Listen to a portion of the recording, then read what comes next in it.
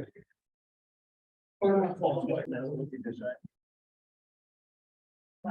go ahead and start. All right, thanks everybody for coming out. We're just going to begin with a word of prayer by Paul Warner, and then we'll have the pledge by Robert Hammond. Our Heavenly Father, we pause before this meeting to express thanks to Thee for the blessings of life. We're thankful to live in this wonderful Provo city. We appreciate all the good citizens that support and do those things that are good for one another.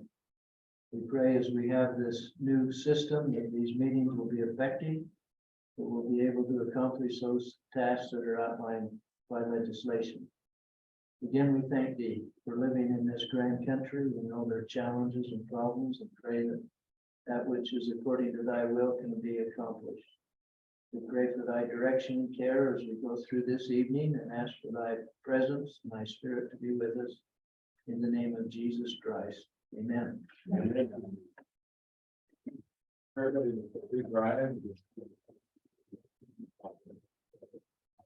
I pledge allegiance to the flag of the United States of America, to the republic which stands one nation under God, indivisible, with liberty and justice for all.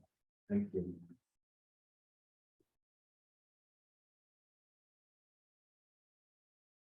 The next item we'll have is, it's a public comment period. There's nobody scheduled, but if you have a comment that you want to make, you're given 2 minutes to do so. This is typically for things that are not on the agenda that we might want to consider for a later meeting. And just, are there or are there not any people who have a public comment they want to make at this time? One? Yeah, 2 minutes. You can use the microphone if you want. Okay.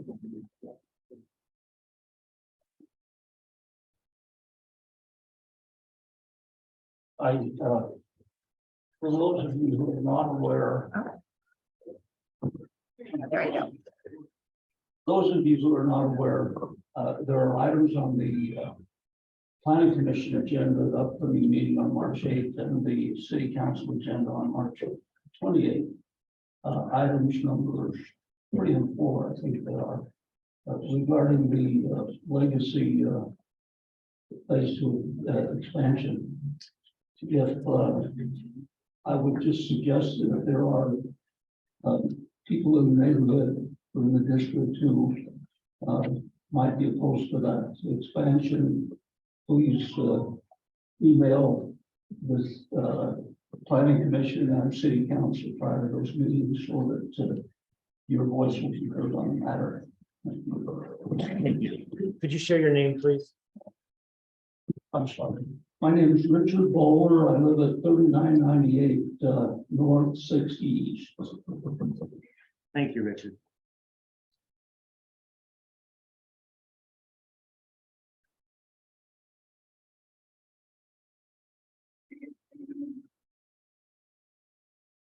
If there are no further public comment, we're going to turn the time over to Officer Bryce Lewis to report, please. Hello, everyone. I'm actually a replacement for Officer Bryce Lewis. My name is Carterville, and I'm a police sergeant with the police department, and I work with the community-oriented policing unit. And so one of our responsibilities in the city is community outreach and being in touch with the neighborhood board. And it used to be, you know, district or all the little individual neighborhoods with a neighborhood chair, and we were doing our best to attend those neighborhood meetings and find out what the issues were in the community and stuff. And so now that it's condensed a bit, it's the same idea. And so that's what I'm doing here. I'm the supervisor over the community oriented policing unit, but Officer Lewis is over Area 1, which is your guys' district. He just unfortunately wasn't able to make it tonight. So I'm happy to be here. I did a little digging into the stats of the area as far as crime statistics go, or crime trends or patterns that we're seeing or any of that. Everything looks really, really good in your guys' District 1. I mean, yes, there are little tidbits here and there, but nothing that's a pattern or a trend that we're seeing that you need to be concerned about. Our intention is that if we do see trends like that or patterns that, let's say there's a specific burglar that's hitting, neighborhoods up in your area and they're following the same MO and things like that. Our intention is to get that information out to you and let you know, hey, this is the MO, this is the pattern we're seeing. Hide your valuables, lock your doors, and this kind of thing. Be aware during these hours, especially if you're going on vacation, those types of things. But I wanted to report that happily, there's really not a whole lot going on. I did see on the agenda that there was a request for like a monthly email or some kind of newsletter or something. What we have decided to do with that is just provide you with a link to our crime statistics in the city. And that way you can just go on the internet and you can look at your specific area and see what kinds of stuff is occurring within the last 30 days. I've provided that link to Rachel Breen. See if I'm having a hard time getting it working sometimes. Okay. Let me see. I put it also on the page. Let me see if I can cool. get it to That work. was fast work. Provo 'cause I City just sent it to her today. So here we go. Yes. So I'll make sure it's on that agenda, but it is on the neighborhood district program website. It'll Yes. give you a link. So these are the crime statistics, and it's automatically set to a filter that has like predisposed types of crimes. And it's automatically filtered for the last 30 days. But if you'll notice up there where it says enter city address or coordinates, to the right of there's a filter. And in the filter, you can play with things. You can check or uncheck certain types of crimes, and you can also change the date range in the upper right-hand corner. And that way you can toggle with things and play with it a little bit. So that'll provide a case number even, so that you can actually even see a case number if you were interested in that. But we figured that's probably the best way to keep you aloof, and you guys can check that anytime you want. You can zoom right into your actual street if things are going on in your street, and you can see the nature, of it. And so we figured that's the best way as opposed to putting out specific information and stuff. So does anybody have any questions for me?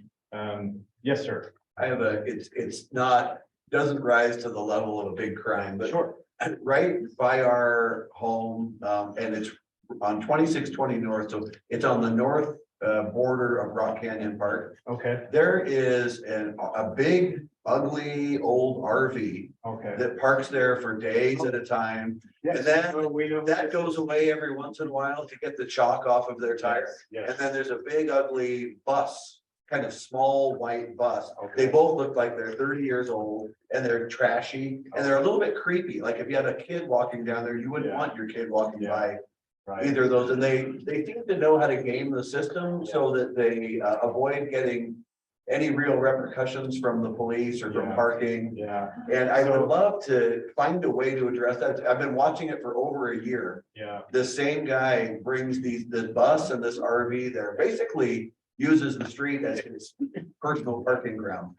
Yeah, so without saying too much, I believe we're aware of who that individual is. And the city is currently working on a potential code restructure of our city code that addresses RVs and things of that nature.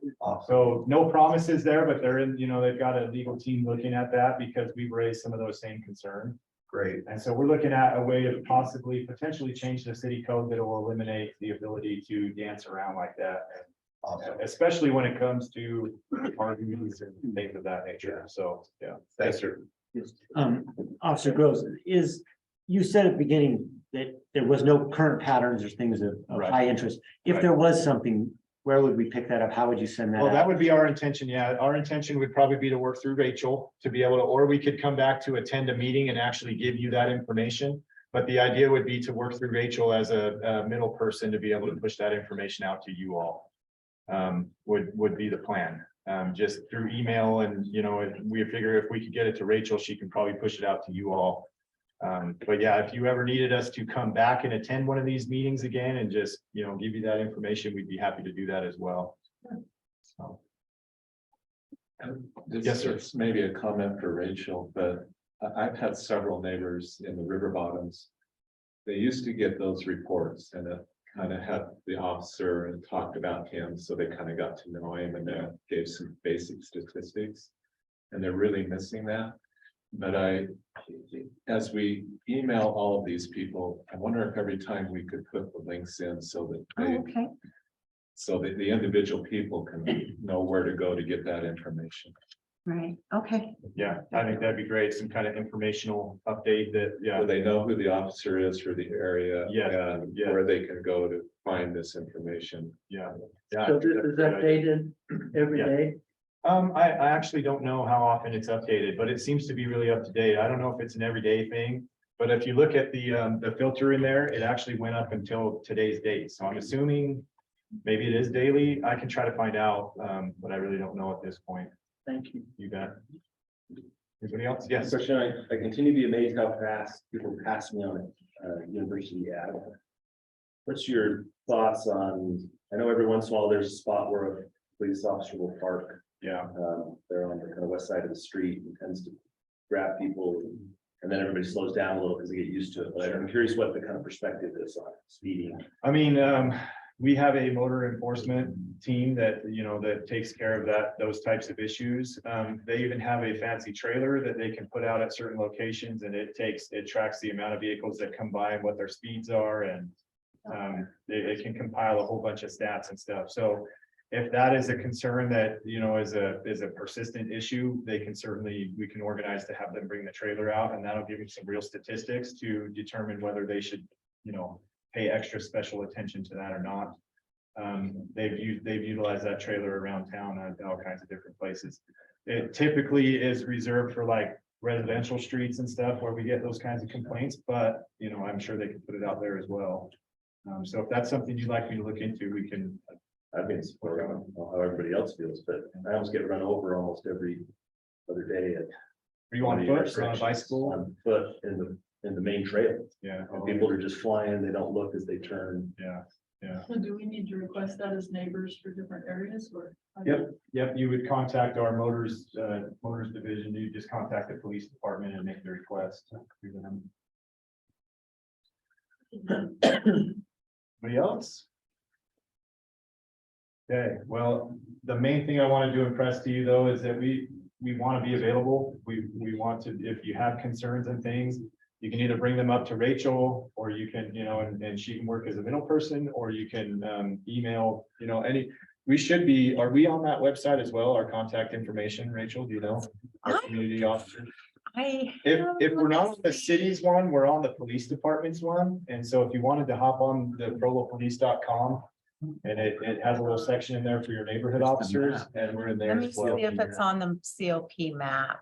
Is this up to date, or is this? No. Is that old? It's, Okay, it's a little bit old. A few of us are up to date, but some of us, and they have Sergeant Grow, which is me, but Sorensen's email, which is not. Oh, great, So- okay, we'll So get we'll this need to, updated. yeah, we'll need to get that updated. And I think you have everybody's information, I as far as yeah, my team and yeah. stuff, so. But yeah, if you need anything from me on that, I'd be happy to do whatever you need. Yeah, we'll get that updated. Okay. All right, well, if that's everything, I'll get out of your guys' way. On that map, there was a, like, Rock Canyon, and there's a green box with a word in it, and Oh. Rock Canyon, it said Jonda, Jan.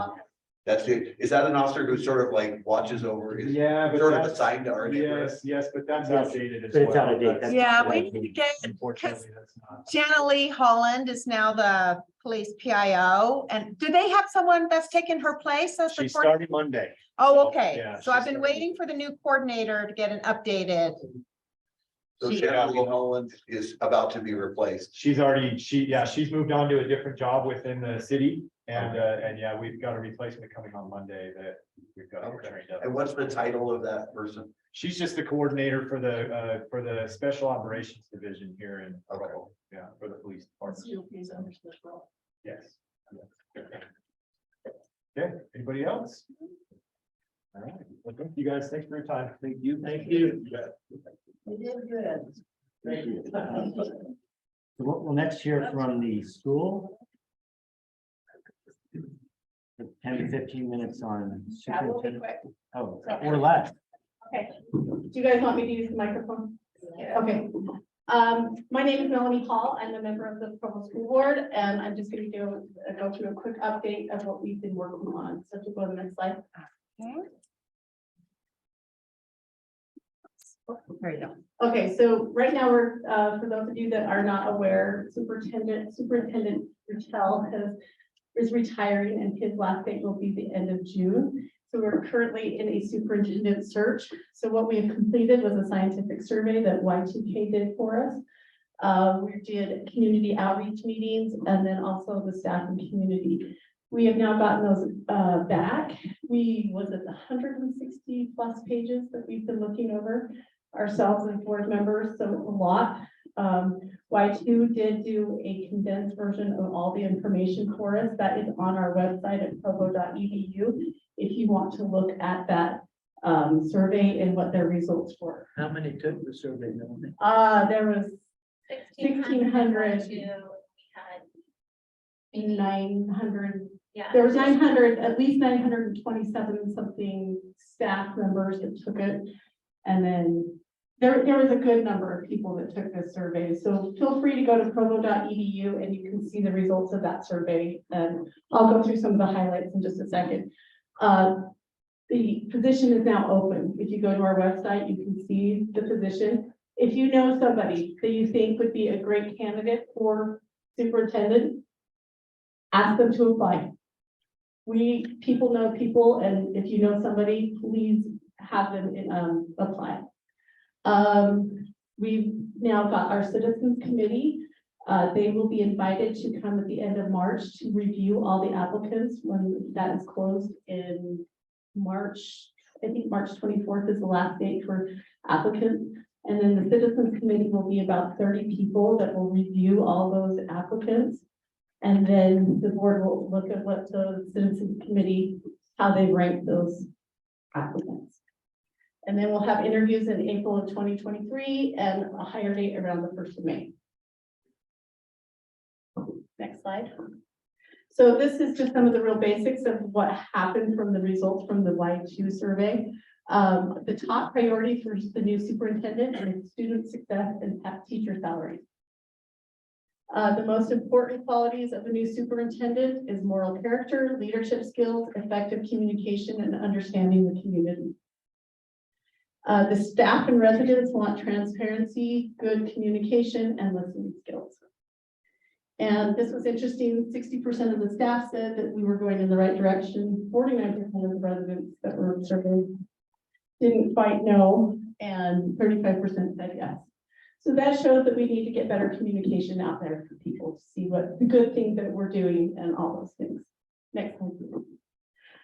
Some of the things that we've recently been doing in the last couple of meetings, this isn't quite everything, but we talked about starting times for high school in our district, which if we do that, this is a transportation issue, which means either elementary has to start early and then high school starts late. So it's not a win-win situation. There's a lot of pros and cons, but we did come up with is that we need more information and we need to have more information, especially from the community about this before we make any further decisions.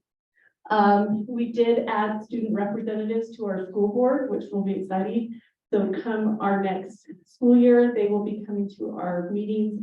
They won't be voting, but they will be able to hear their voice on the board. How many? Up to two or three. Two, that's right. So, and they have to be a sophomore or junior this year to apply. School fees, we have one more opportunity at our next board meeting on March 21st, where you can come and see. The state legislature has come out and said, we need to let parents know exactly how much our school fees are, so that parents are aware of how much they're going to be asked to pay. So what might be listed is the maximum they'll be paid, not necessarily what they will be maximum. We talked about our small schools. Some of our schools are in decreasing enrollment. So we're just watching those. School construction, Wasatch, Shoreline, and Timpview. Timpview is probably more important to this neighborhood. One of the things that we discussed at our last meeting is that we need to move the portable from Timpview to stay on track with the parking lot, which I'm sure many of you in this neighborhood would be thrilled to have the parking lot back and get parking off the streets. We really appreciate everybody's patience with us. I know it's been a pain with parking, and it's probably gonna get worse next year as we start tearing down the old part. They say they're on schedule, that means August 15th, we're moving into the new part, but you know how construction can go. We're keeping our fingers crossed, but portable needs to be moved for the parking lot to come in place. And then we talked about the old Dixon site, about possible, what we need to start there. So we're going to be starting and looking at like what is feasible, what is still usable of the old building as well. With last slide. And we have upcoming meetings. Our March 10th is our board retreat. It's a horrible name. It's a really long day meeting. So, and then on March 21st, we'll have our normal business and study session meeting.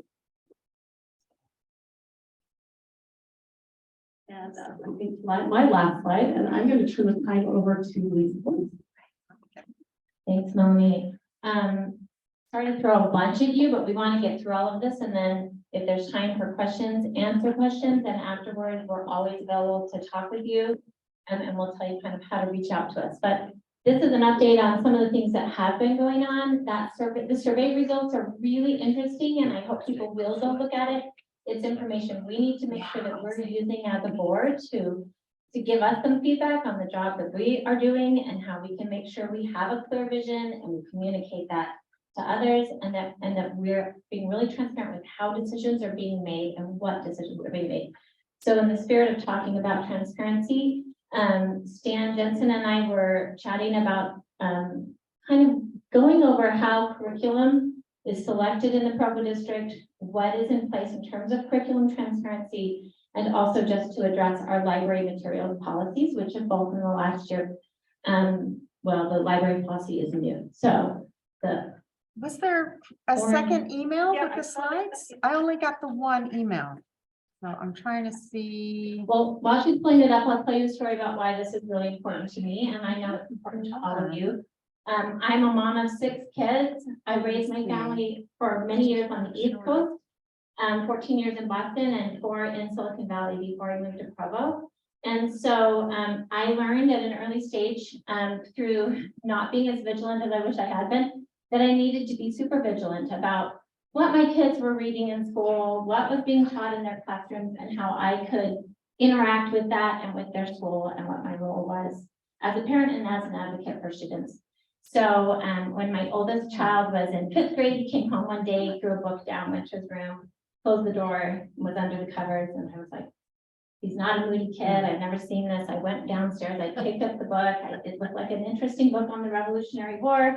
I flipped through it and I read the last chapter, and it was the most graphic, distressing thing I read in a long time. And I couldn't believe that, you know, we were, as your oldest child, like, we didn't even have a TV. I mean, this was I knew how shocking the content of that was for him. And I couldn't believe, like, right then, like, oh my gosh, I didn't even think to ask what book a 5th grader was reading for social studies.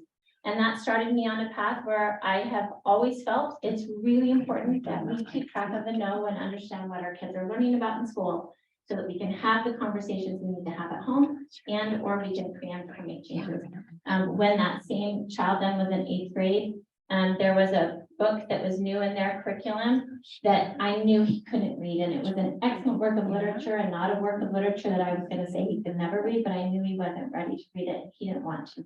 But then he was like, I hate English. Everything is so depressing.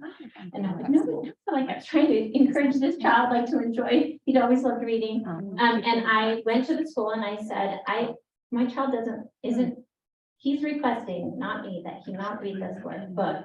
Can I bring you an alternative text? And could you do something different for his English class? The book was Night by Elie Wiesel. I read it. I think it's an important work about the Holocaust. But Zachary, as an 8th grader, he wasn't there yet. And so what started was I had to have a psych eval of my child and me and the district. It was a petition to the fight to the finish. And he went to the library alone, and my friends in my same religious organization were like, please don't make us look like crazies. Why are you doing? It was a hard call, but I knew as the mom of this child that was hit, it was the call I needed to make. So we went to the library, he read Diary of Anne Frank that year. By the end of the unit, there were 6 other students, 4 of whom were Jewish, and 2 of other faiths in there with him, reading a different text, had opted out. And a couple years later, he read the book and we had an interesting conversation. So I'm here to say that we have a stewardship to be tracking what our kids are learning and to interact responsibly around that. As a district, if we don't have the slides, that's fine. I'm just going to summarize for you. District curriculum is selected and evaluated. Okay. Oh, that's fine. Yeah, I mean, I know what it is, so I can just tell it. We have a policy, it's on provo.edu. If you go under community, there's a page that says policy. The entire 4,000 series of policies are around instruction, curriculum, etc. But 4020 is the policy that I'll just read and tell you a little bit about. I'm not going to read the policy to you today, but this is a cyclical review process. It's a 3-year process that's ongoing. And I'll tell you how the community gets involved in this process. But first, I'll tell you that all approved materials are accessible to stakeholders. You can reach out to Teaching and Learning if you don't know how to access it for a child or a grandchild through either the teacher's website or their Canvas or their disclosure document. All of that is accessible to you and you always have access to it. If you ever have difficulty getting the access you feel like you need to really review those materials, please reach out to the Department of Teaching and Learning. They are happy to sit down and make sure that you always have access. So that's the first step. Okay, so I said it's a 3-year process to review our curriculum, and the first year is needs assessment. This committee that does this needs assessment does not include any community members. It's a group of teachers and administrators at the school, and they look at the curriculum and they look at what's happening. They look at the new state standards that may have come through. They look at anything that's come out of the legislature, and they identify, do we need to make changes to the curriculum that we're using right now? Do we need to update information? Do we need to change what we're doing? And they make a recommendation at the end of that year. Those meetings are monthly and they're open to the public, but there aren't community members voting as part of the year 1 needs assessment. Phase 2 is the curriculum and materials review year. And in phase 2, the committee officially becomes an instructional materials committee. As such, they expand by inviting members of the community. There need to be at least 5 parents, university professors, citizens, etc., invited as voting members of that committee. That's phase 2. And their meeting times and locations are published on the district website, and they're open to the public to attend. So even if you're not on that committee, you can always come in and be part of the conversation around how to either change or refine or address things in that curriculum. Currently this year, just FYI, world languages curriculum is in phase 2. And the grades 6 through 12 English language arts curriculum is in phase 1. Just phase 1. So that's the needs assessment year. Okay, phase 3, this is the professional development and implementation year, and this is the year where our Office of Professional Development under the umbrella of Teaching and Learning dives in. There are mandatory trainings. Teachers have to become familiar, ensure that they know how to be teaching with fidelity to the curriculum that has been approved, that's aligned with state standards, and that has gone through this selection material process. Presently, the K through 6 English language arts curriculum is in phase 3. Then I have a slide that I can't show that is on the website if you want to look, that shows just every year what's in phase 1, 2, and 3 and the years coming. Coming up in 2024 will be both math and social studies. They'll start in phase 1, and those are both curriculum that I think we'd love your eyes on. We want your input on. We want to make sure we're teaching with the best type of practices and that we're reflecting the needs and values of our community, as well as helping our students meet those state standards. Then parents' roles in this curriculum review and reconsideration. As a parent, you will always have the ability to request to review any curriculum or materials being used with your student. You may also submit a request for curriculum to be reconsidered on a district level. So where I might have gone in and advocated, my child just isn't there to read this book yet. I want him to read a different book. You could go in and say, I think no child is there yet, and I think the curriculum needs to change. And there's a form on the website that you can look up under the policies to make a request, and it will detail for you the process of what that would look like to go in, to gather citizens, to gather stakeholders and educators, and to review and decide what needs to happen around curriculum. So then, let's see, yeah, there's a form online under procedures listed with 4020, that's the policy, to request a review or reconsideration of any curriculum materials about which you have questions or concerns. So I just want you to know that you're part of this process. We need your voice. We want to make sure that our kids have the best chance to learn and think critically and really have a foundation to go after school and continue in life prepared to be productive part of their community, just like all of you are here. Library materials is the next policy, and that's policy 4021, sorry, and it's also posted on provo.edu. And this is the school library inventories policy, and it includes guidelines both for how books are selected in the first place, and if you would like a book to be removed from a library, what that process is like.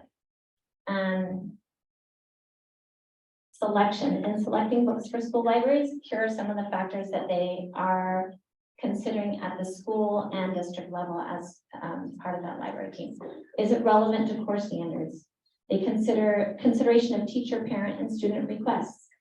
Did these books have favorable reviews, award winners, or nominees from recognized book or library associations? Potential appeal and interest, artistic quality and literary style, reputation and significance of author, producer, or publisher, uniqueness, diversity, or heritage of the state, region, or group, support of second language learner, support of special needs students, and the merit of the work as a whole. So that's just some of what's listed there under selection criteria for library materials. And then removal. School library specialists, under the guidance of the district library specialist, will remove library materials for reasons like poor physical condition, lack of use or checkout by students, inclusion of inaccurate or dated information. And then in addition to those factors, library materials shall be removed from school libraries if they are deemed to contain sensitive material by District Materials Review Committee, as described by the policy 4021 under their procedures. So I really urge you to go to provo.edu, look up under policies, and read through and familiarize yourself with that policy. It's important. In this case, sensitive materials are those which contain pornographic and or indecent material as defined by law. And according to law, books and materials must be considered in their totality, not just for specific details. So Provo's policy has tried hard to adhere to the law. I know there have been things in the legislative session right now readdressing how this procedure could go forth. We'll know, I guess, after tomorrow if this policy right away needs to be refined or if we continue to use the policy we have in place and see if it's being effective or not. On the website, you'll find the form that you could fill out if you feel like there is a book that contains pornographic or indecent sensitive materials and you don't think it should be in a school library. And we urge you, if that is the case, no one wants those things in the library, that you would fill that form out and submit it to the district so that we can do the job that we need to do to make sure that our kids have a rich set of learning materials that contain things that are safe for them to see and learn and read at school. We want critical thinkers. We recognize there are different points of views and cultures. We can all agree that indecent materials should not be in our kids' libraries, and I just hope you'll be part of the conversation. So that's that. This is an important topic. I'm glad people care about it. We want you to care about it. We need you as partners in the process of making sure that our schools are what we want them to be here in Provo.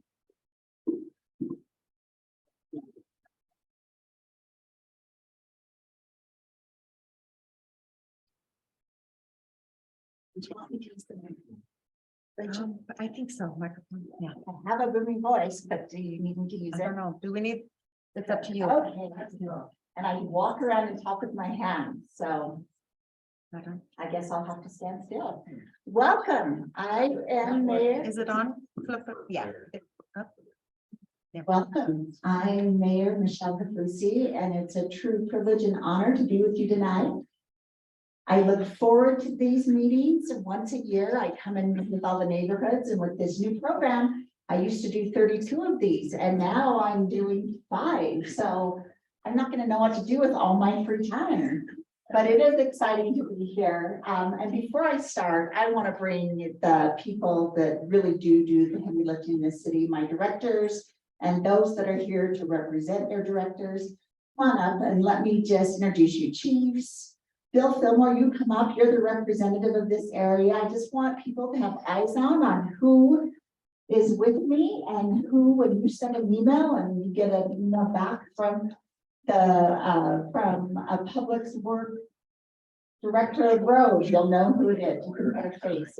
Don't you guys hide behind me. You guys are like the magic that makes the city happen. So, like I said, these are the brightest and the best, and every day I feel it's a privilege and honor to work with them. Let me start right here with Gordon Hay. He is our engineer lead. What is your, like, director of roads? He's more than a city engineer. He's a problem solver. He's great in the public, and we really appreciate him. We have Scott Bunderson, who's with us from Parks and Rec. He's here his specialty is parks, and so with some of the questions that were sent in, we wanted to make sure we had the best here. Bill Fillmore is your representative, and it's been a pleasure working with Bill. I've known him for a lot of years, and he's a dedicated public servant, and it's really been a pleasure to work with him.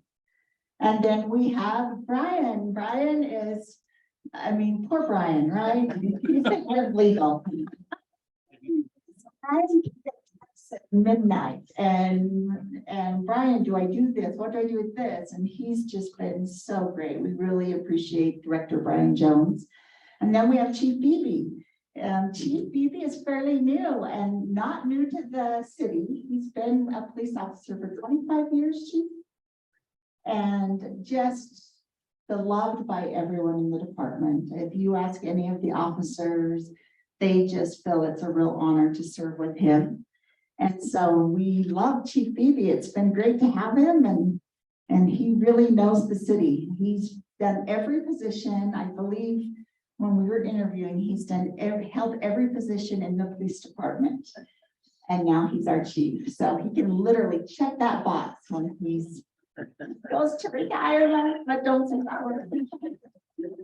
And then Chief Miguel, you probably know him because he's super social and out in the community a lot. Everyone loves Chief Miguel. He is, he's a dear friend of mine and been a huge partner and advocate when we went out for his first fire station in 20 years that we were able to build in your area, which is my area. It's really exciting when I wanted to add on the community room and not charge anyone. And I knew it would be a little bit of a burden on his firefighters because they're having to manage it. Nothing. He's like, absolutely, Mayor, we love that. So I'm sure you've driven by a fire station too. I believe it says 22. Side note, I've learned a lot being mayor. Every day I make mistakes, but every day I do learn something. And so you're wondering why is fire station 2222? And so the numbers of the fire stations go by fire station 1 is our fire station here in the city, and 2 is our one on Canyon Road. But the 2 in front of it is because we in the state are the second city. Salt Lake City is number 1. Is that right? In the county. In the county. And the Utah County Fire Department has the 1 designation. Provo has the 2 designation. So all of our stations are 20 something. And then Orem is 3, and there, it goes down the road. So it's a way for us when we've got help coming, it's a way for us to know what city they're coming from without them having to spend a lot of time trying to describe. When I hear 32, I know it's an Orem station coming to help us. So it's a countywide numbering system. It's interesting because people were saying, Mayor, how do you manage 22 fire stations when we were going out for fire station 2? And I just was like, Chief, educate me. And so it's just really interesting. And then we have Dave Decker, our public works director, that is just over a lot. I mean, I just get tired thinking of everything you have to manage. You think about it, he manages it from your garbage, your wastewater system, your water, I'm missing things, snow plows, everything, your airport. He loves that I've got this tiny little project he's having to manage. The airport, and really, the infrastructure is the foundation, right, to everything when you're a mayor of a city. It's the stuff you don't see, it's the stuff that's the most expensive, and it's the stuff that's in the ground. But that's the stuff that makes a good city. And Dave has to manage all of those pieces, and it's a lot. So Dixon's here. Dixon's my assistant CAO. I told him we needed him tonight because we're going to talk about roads. And I know I'm a real visual learner. And so when they're in my office educating me, I always ask them, pull it up on the map and let me see exactly where it is in Provo we're talking about. So I thought that would be helpful. Thank you, Dixon. And then Kay, stand up.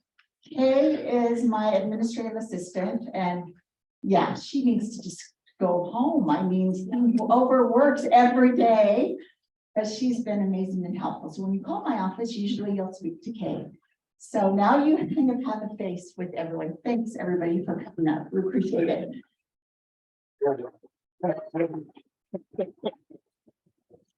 I just want to say how much I appreciate Melanie and Lisa. It's really fun to, when my brain goes back to the school board, because I spent 7 years on the school board, it all comes back to me. I'm like listening to everything she's saying. I'm like, oh my gosh, that's grown and that number's bigger. And so thank you for coming and presenting. It's an exciting time for the school district. Picking a new superintendent is a huge responsibility. And it's a responsibility that sticks around for a while. So I appreciate how you're taking this so seriously and involving the community, which is always the best way to do it.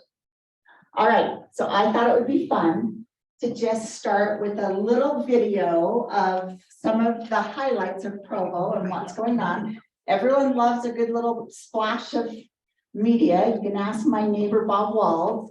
So let's throw up this little video with the volume up, and I actually showed this at the State of the City and everyone loved it.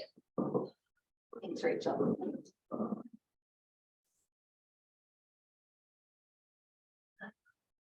Get some sound. Oh.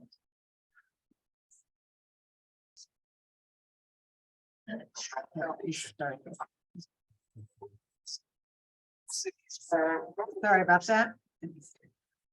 Cities don't just have more than 20,000.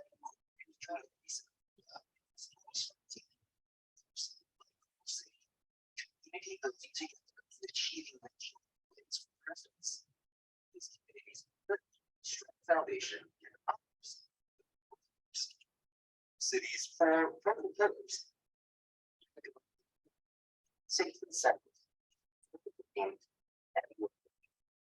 They serve as both a visionary statement of what we always strive to be, as well as the brand promise school experience you're creating for our city. It instituted and recognized Provo City as the nation's best performing city for the second year in a row, with Mayor Michelle Kaufusi accepting the top award amongst other deserving cities, including Austin, Miami, Denver, and Los Angeles. But being good should never be good enough. We are setting our standards even higher. We achieve exceptional. This new standard is now the driving force behind our first Provo City mission statement. Exceptional care for an exceptional community. So what does it mean to be exceptional? Definition: it means unusually good or outstanding.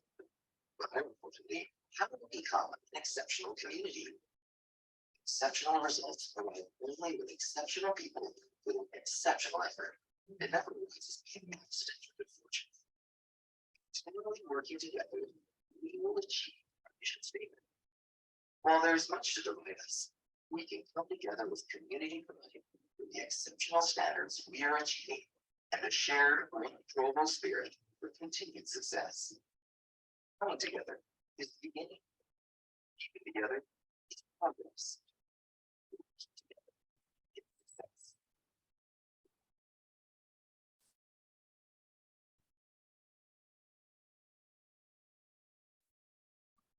So that's really fun to see all the exciting things going on in the city, and the mission statement is brand new.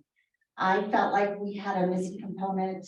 And as I entered my second term, I felt like we needed a mission statement that really drove home to every single employee in the city.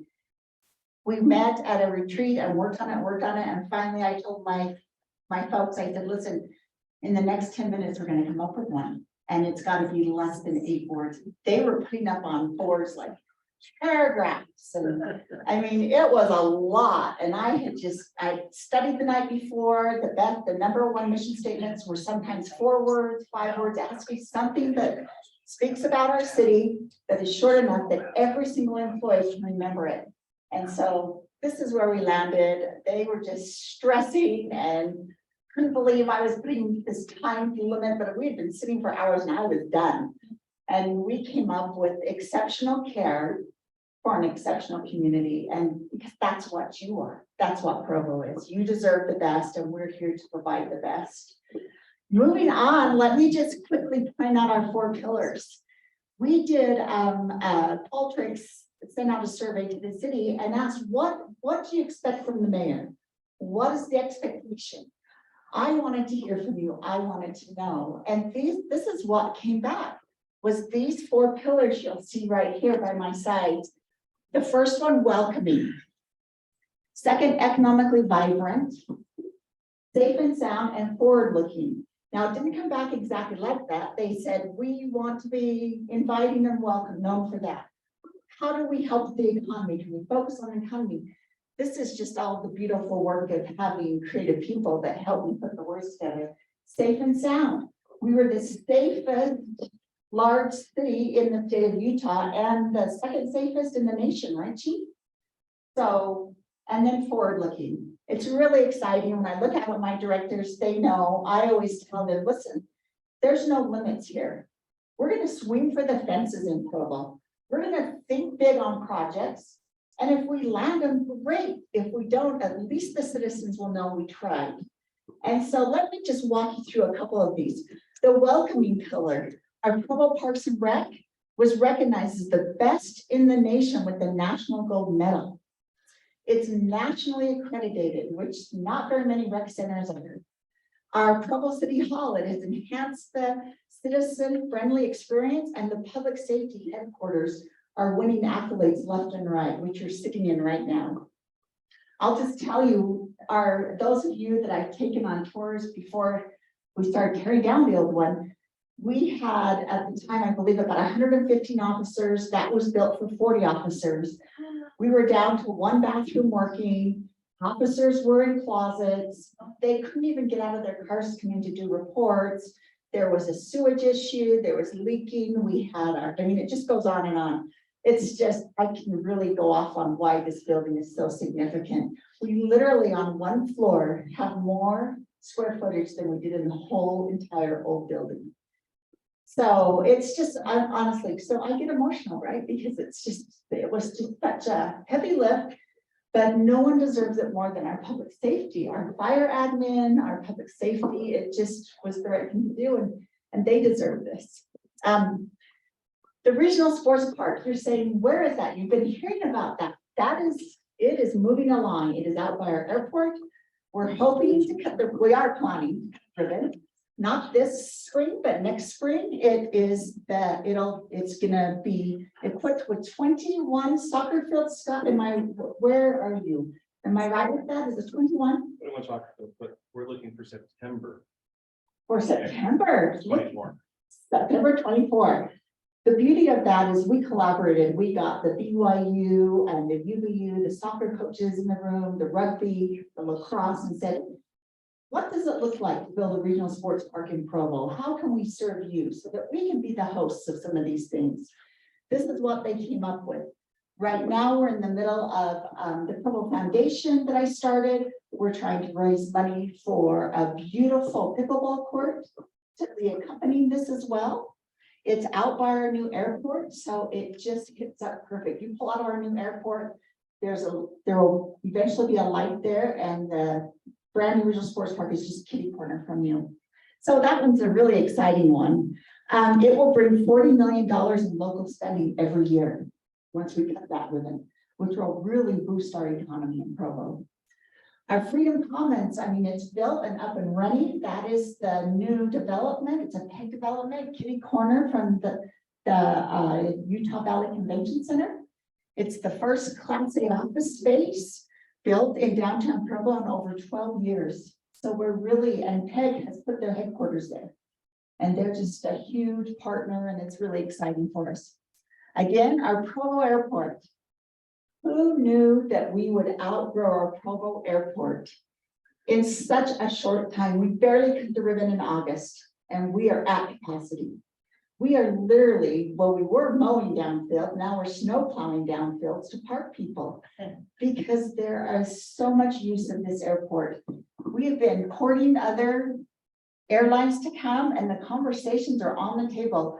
The problem is if they were to call me tonight and say, Mayor, we're coming to Provo, I would have to say, you cannot, we don't have the space. We are already at capacity. So we are beating the bushes. I just got back from DC. The way we built this first airport was, I went after federal money, we went after state money, we went after county money. We added our piece and we were able to cut that ribbon on that beautiful new airport with zero tax dollars out of the taxpayers' pockets and zero debt. So we're doing it again, and this time I have letters of commitment to do an international component. So that's an exciting piece as well. So we're planning, I mean, we're just, like I said, we swing for the fences in this administration.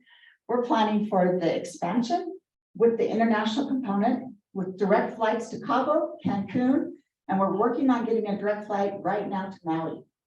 So we are going after it. We just did a big study and studied all the people that were using our airport. It was fascinating, wasn't it, Dave? The results that we got back. 20% are driving down from Salt Lake to use our Provo airport. We have people coming up from St. George, from Vernal, not to mention our own local Utah County people. They just love the fact that you can literally park your car, walk in, get to your gate and go without the huge chaos of expensive paid parking, long walks, backed up lines. So we're going to keep working towards that goal. And hopefully in the next 3 years, we will cut the ribbon on the expansion and have a Provo International Airport for all of you to enjoy. The next piece I'll just mention quickly is our Provo Advantage. It's telling Provo's economic story. We thought, how do we tell our story? Just like Melanie was saying, it's so hard. The communication, and Lisa, is really hard to push out the community. We feel like we're doing our best job. And yet I run into people at the grocery store every Saturday that are like, I don't even know what you do for a living. What do you do all day? And so it's just fascinating to me that we're still trying to push communication out. So we thought economically vibrant is one of our key components. So we started this little video of me with my economic development director telling our story. We focus on a different topic. We did education, and President Worthen and I did it. And we're just tapping everyone. And the Provo, telling Provo economic story, total impressions is 287,739. Total reaches 1,117. And the total engagement we've had, and we haven't been doing this long, over 11,000 people engage with this. Again, that just reminds me, I know this is what, your second meeting, Rachel, is that correct? Second one for district. So you probably noticed the new table in front here. That is all of our information. We want you to sign up to get our email blast. We want you to sign up so that we can get you the Provo Advantage little updates that come every month. We want to communicate with you. So please, if you wouldn't mind, take the information that's over there, sign up, take a keychain that talks about our exceptional community. We want to be here to support you. And then the other piece is the nation's best performing city. And honestly, it's nothing. I tell people all the time, there's nothing special about me. Ask my husband. There's nothing special about me. But what is special is the people I work with. They are amazing and they're miracle workers and they go to bat.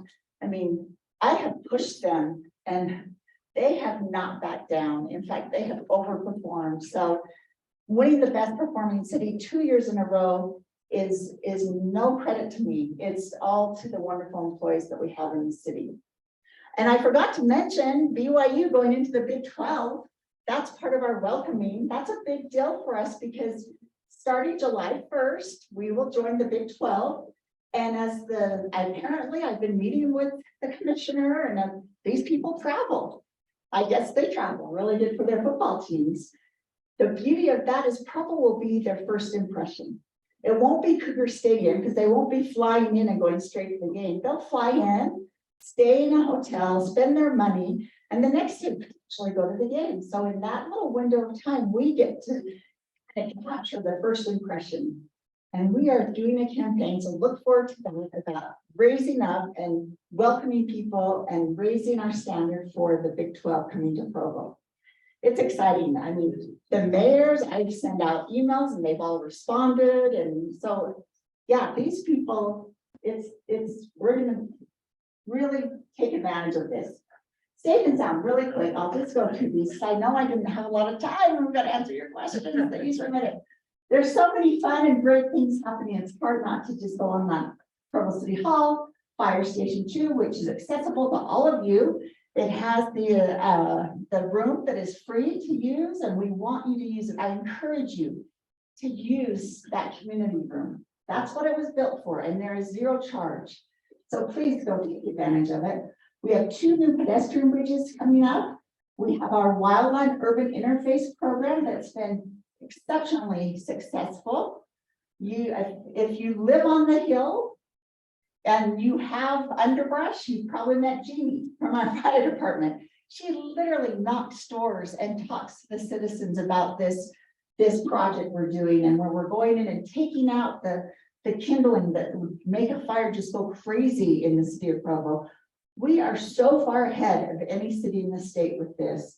And it's all due to Chief Miguel and his wonderful staff. And again, our forward looking of what can we do to prevent a disaster in this city.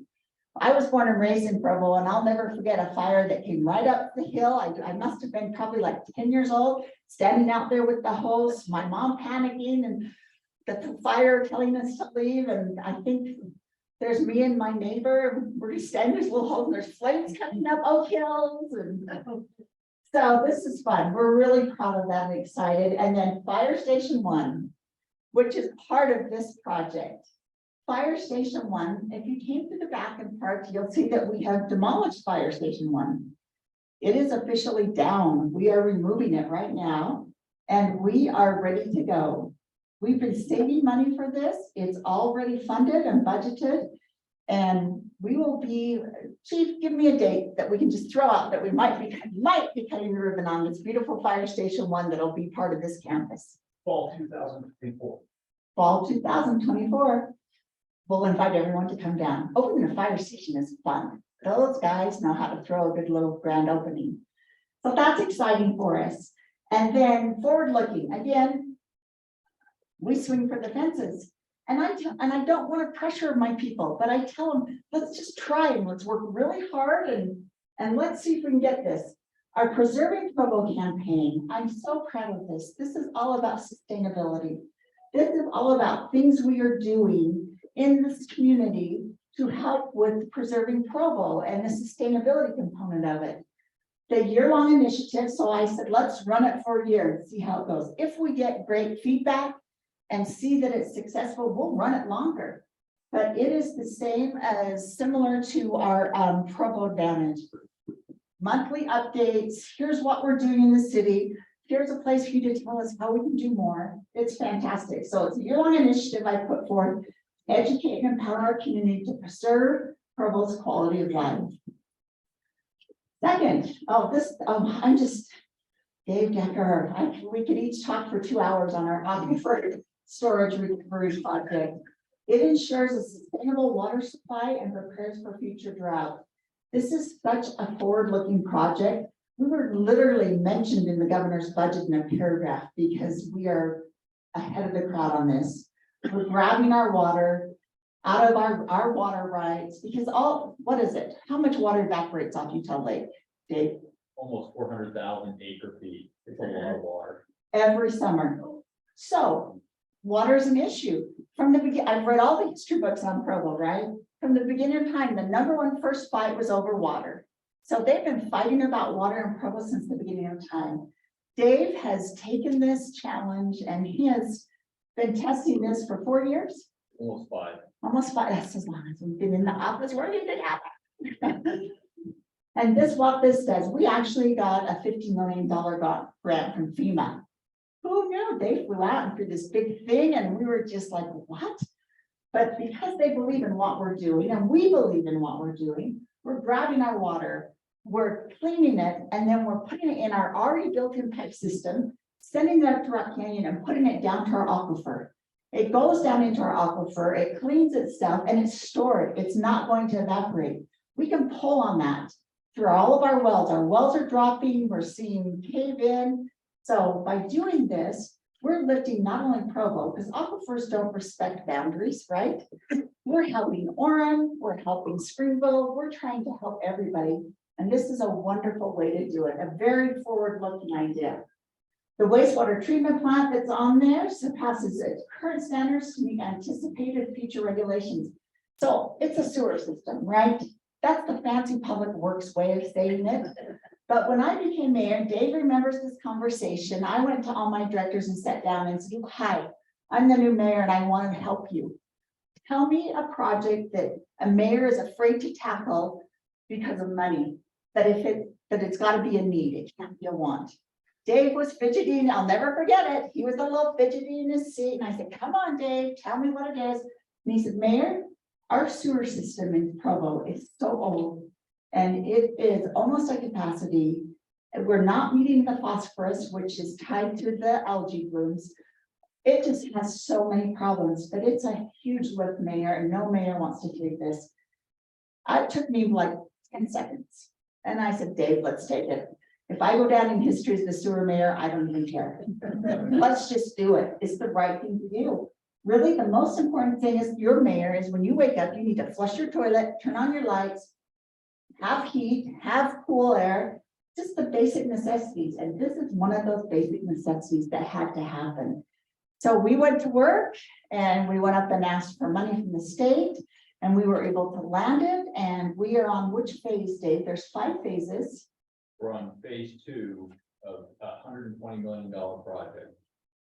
So, and so the membrane, I mean, I know a lot of sewer talk I never knew before I was mayor, but it's this amazing. I mean, I remember when we're learning about this, saying it'll be the cleanest water west of the Mississippi by the time it filters through this. And because we've done this, now it opens up all development. If you have land and you need to have a bathroom put on it down on the west side, we now are going to be capable of doing that. Supporting our Provo High School that's over there. It's ready to go and we're really excited. Is it ready to go, Dave? Am I saying that too early? Do we have another month or two before our substation is set? Our lift station out by the airport is in the fall of this fall coming. So then that is done, that piece now, the development and whatever the farmers, they've been asking, we need this, we need that, and we haven't been able to deliver. Now we'll be able to deliver. Plus, you're the best mayor until no one can flush their toilet or until their toilet comes up in their bathtub, which has happened at our house. Then you're the worst mayor. So this was not even a hesitation for me. I knew it was the right thing to do. So we'll be really excited when this is, what's the completion date, Dave? It's fall of 24. Wow, we are going to be together doing a lot of great things to follow 2024. So stay tuned and join us. This is a huge one. Okay, so I've spoken way too long. Those are my 4 pillars. Again, this is basically my report card. I hold myself accountable to the citizens. I work for you. I'm in this seat for a little window of time, right? I'm the 45th mayor. I stood on the shoulders of 44 mayors ahead of me. I'm the first woman mayor, and I respect the seat. It's not even my seat. It's your seat. But I get to serve you for this little window of time, which I don't take for granted. And those that live by me, my neighbors out here, because you're my neighborhood, they know that it's just, I'm getting goosebumps because it's just really emotional to me. Because who would have ever thought you would impress me? But you did. And because of that, I have tried really hard to serve you well. And we will continue to serve you well. And we will get these projects done the best of our capacity. But more than anything, before we go to the questions that you submitted, I just want to truthfully and honestly say from the bottom of my heart how much I appreciate you supporting me as your mayor. Like I said, it's a privilege and the seat is yours. The citizens own the seat. And I know that. I don't take it for granted. So thank you. And let's go ahead. Rachel, and let's move to the first question. It's District Chair Jensen's meeting, not my meeting, so we'll let him do it. Just the questions that were submitted earlier. Just an update on the signs legal status, that the Blue Rock sign, the Esquire building signs on University. So this is the best part about being the mayor. You have your professionals with you, right? I don't have to ho-hum my way through it and say something that I'm not supposed to say. I have my director of legal here, so he'll speak to this. Thanks, Mayor. As Mayor mentioned earlier, my name is Brian Jones. I'm the city attorney, and just for the record, I don't consider myself to be poor Brian, but fortunate Brian. I spent a couple of years in private practice and some military time in Japan and Alaska before being here for the last 15 years. And Provo City is an amazing place to work, and I love working here. I love working with the mayor. So I supervise a staff of 16 to 18, depending on student interns, and one of the things that we do is related to code enforcement. It doesn't start with us. The Development Services Department has code enforcement officers that get complaints about violations of city code, and they do what they can to try to address those complaints. And when they get to a point when that's not working, then it comes to our office. So I've been asked to talk about these two signs.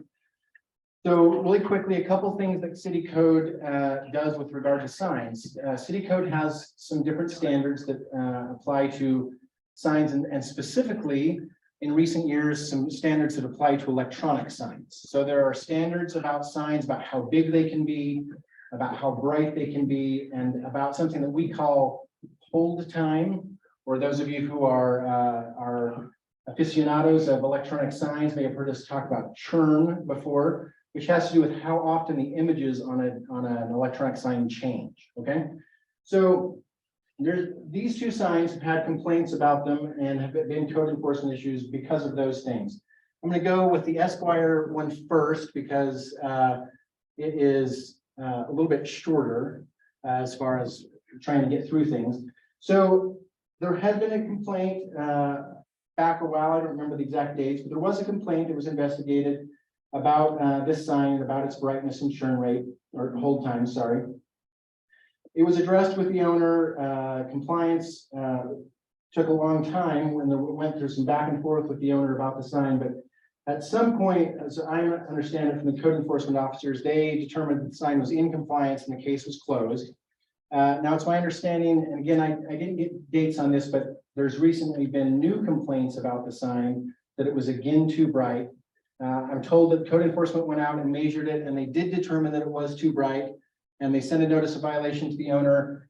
And it's my understanding that when they followed up, the owner had turned the sign off. And as far as my code compliance people know, it hasn't been turned back on yet. So if that's not the case, then that's something that needs to be reported to the code enforcement people so they can follow up. But that is, that's my understanding about the status of that particular sign, is it is currently in compliance because it's not turned on. Question. I guess my understanding was there was some back history of that, and I'm the neighborhood chairman, and I was here. That sign was not had proper building permit, and there were some legal issues. Now, whenever I've communicated with your department, they just always told me it's illegal. So maybe you could help me understand what that means. It's illegal. When was the last time you were told that? About 2 or 3 months ago. Okay. Well, I guess I'm gonna have to follow up on that because the attorney that was working on it no longer works here. He's now the city attorney at Eagle Mountain. And when I asked him today for what his last known status of it was, he told me that the last known status that he knew of was that it had been determined to be in compliance. So there is no current case in my office. I can tell you that. And I guess the question is if there. So I know that I am somewhat familiar with the history of the permitting issues, but as far as I know, that issue has been resolved. And the only current issue is whether it is currently in compliance with brightness and hold time. Is there a way to find out what the determination was and why the case was closed? Maybe. And the reason why I say maybe is because the attorney that worked on it's no longer around.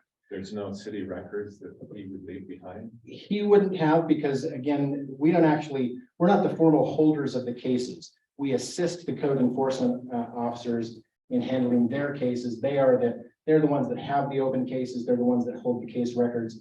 We just assist them with processing certain parts of the cases. So we'd have to go to the code enforcement officers to see what they have. So I guess the question is, the question I would have for you that I'm maybe not understanding is, regardless of whether there was a permitting issue or not, if the sign meets code, is there a reason why it still matters whether there was a permit or not? Well, it's, and I'm like, maybe I'm not a city employee, but I was the neighborhood chairman for a long time. I get asked those questions. Yeah. And I've been reporting to them what the city has told me. And they're still asking me, well, what's the, you know, why is it okay now when it wasn't before? There were two issues. One was the brightness, which we've addressed. And I sent in a request to have it checked again because it's pretty bright.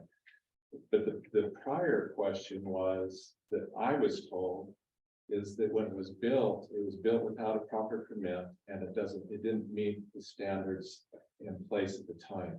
So the hard part for me is, how do I respond to the neighbors? That question's been hanging there now for 3 years or more.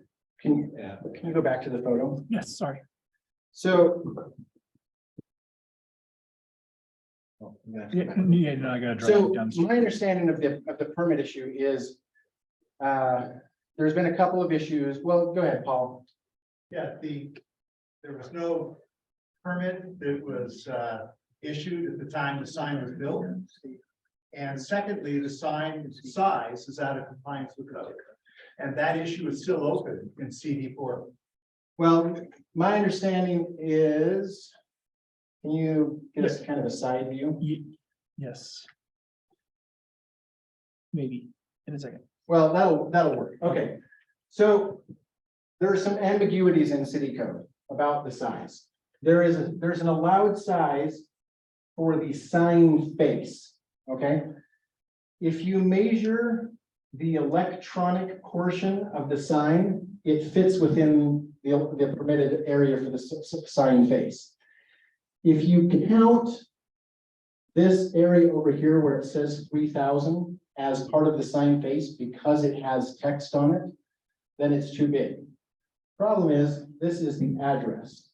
I know that the administration has considered this a few times. The fire department does not want us to take the address off of the sign because it affects their ability to navigate the city and respond to calls. So I don't know that was I don't know if that addresses everything. There's the sign across the bottom also. Three panels there. Yeah. Well, all I can tell you is I know that code enforcement has closed the case. So no, it's still open. It's been referred to building. To building. To the building department? Yes, within development services. It's Okay, been referred to. that's not what I was told by the code enforcement officers today. So that's all I know about that particular site. So they told me that it was closed and that they felt, well, they didn't tell me that it was closed. They told me that they were addressing brightness and hold time and that they felt those were in compliance because the sign was currently turned off. Yeah, just one thing to clarify, because it sounds like it's come up a couple times. It was too bright. They dimmed it down. It was bright again. Is there any how do you deal with any given day? You can turn it off or turn it on or change the brightness. How, do you get a ticket? Do you have a citation? How does that work? What does it work for the neighborhood if it's good for 2 days while they check it and then it's not for 10 years? Well, I mean, every type of enforcement faces that problem, right? We face the same thing with weed cases. We face the same thing with garbage cases. We face the same things when somebody speeds one day and gets a ticket and doesn't speed the next day, but then they do a week later, right? You're right. Anybody can always choose to cease to comply later. So, I mean, the process is to issue them a notice of violation. That notice of violation gives them some time to come into compliance. If they don't come into compliance, the case is referred to legal. We send them a letter threatening them with criminal prosecution and give them a short time period to come into compliance. If they don't, we file a criminal case against them. That case goes through its process where the judge requires them to come into compliance and usually assesses some kind of minor fine. It's a lengthy process. The problem with all enforcement issues is that our society balances individual rights against community rights to some degree, right? And so we don't live in a dictatorship where we can force people to do what we want them to do anytime we want them to. We have to go through the process, and and I will admit, our office is as frustrated with this as anybody else. The process is very slow. It's just very slow. And so it works 95% of the time for the people who are out of compliance because you know, they made a mistake but they want to be in compliance. And for the 5% of the time when people don't really care about whether they're in compliance or not, it becomes a perpetual problem where we have a special task force inside the city where we meet on a bi-weekly basis about those cases and talk about, we send fire out, we send police out, we do drive-bys and we try to do what we can. The fact of the matter is, anytime we are engaged in a compliance effort, it can be a very long time before compliance is achieved. And once it is achieved, we can't guarantee that it'll last very long. Okay, so that was the short one. So let me go to the Blue Rock sign. So let's start with a little bit of history. Let's go all the way back before Blue Rock was even there. As you will know, in your neighborhood, the Riverwoods built their big electronic sign. They built their big electronic sign when there were no ordinances in the city about electronic signs. As a result of, in part, of Riverwoods building their sign, the city passed ordinances about electronic signs and put some of these standards in place. And those standards have changed a lot over time. So the standards today aren't even the standards that existed during that whole period. Well, Blue Rock Medical came in, and this was actually on my birthday in 2016. So happy birthday to me, and how many years have we been dealing with this? They came into the city council and they applied for a text amendment asking for the code to be changed to allow them to build the sign they wanted to build in front of their medical facility.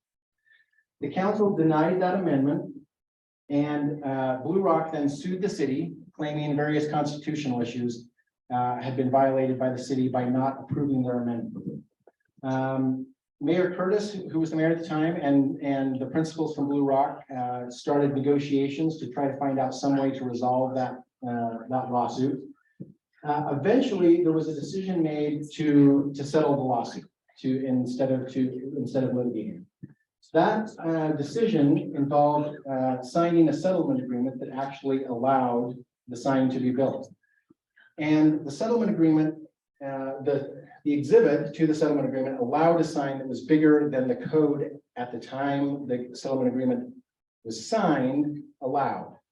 Now, part of the reason why the city reached that decision is because during the investigation of the lawsuit, we found that during a prior code amendment regarding the sign code, some language that clearly prohibited the sign had actually been accidentally left out of the code. So some changes were made and some language was accidentally deleted. So there was a legal theory in place at the time that they might be entitled to the bigger sign. And that if the case went to trial, that they might win on that basis. And then it might cost the city a lot of money to defend the lawsuit, and the result might be that they get the sign anyway. So it was decided to enter into a settlement agreement, and the settlement agreement allowed the larger sign. As many of you probably are aware, there was then a snafu in our community development department, where when they reviewed the plans for the sign, they gave a permit to a sign that was even bigger than the sign that was allowed by the settlement. That was accidental, and the person that did that approved that permit no longer works here. I can't speak to why that happened, but that was one of the facts in the case. So the sign was permitted and it was built. And then, as probably many of you also know, some citizens sued the city and Blue Rock to try to void the settlement agreement. And that suit was successful in that part of it, in that the judge did rule the settlement agreement was invalid and void. So after that lawsuit was over, the city waited for the case to actually close and for the appeal period to end, so that we were sure that that was actually the outcome of the case. And then we sent Blue Rock Medical a notice of violation. They immediately filed an appeal of the notice of violation, and they then announced to the city their intention to request a variance from the Board of Adjustment. If any of you are unfamiliar with that process, that means they go in front of the Board of Adjustment and present a case about why they should be allowed to vary from what the law requires, thus the name variance. So they are in the process of submitting that request, and if approved, if the Board of Adjustment approved the variance, they would be allowed to have the sign. Now, again, at this moment in time, we're only talking about the size, okay? That's the thing that they're asking the variance for. Well, the city responded to that information by letting Blue Rock know that they intended to oppose the request for the variance, and that they had reviewed the possible arguments for a variance and determined that they thought that a variance was inappropriate, and so they were going to oppose it.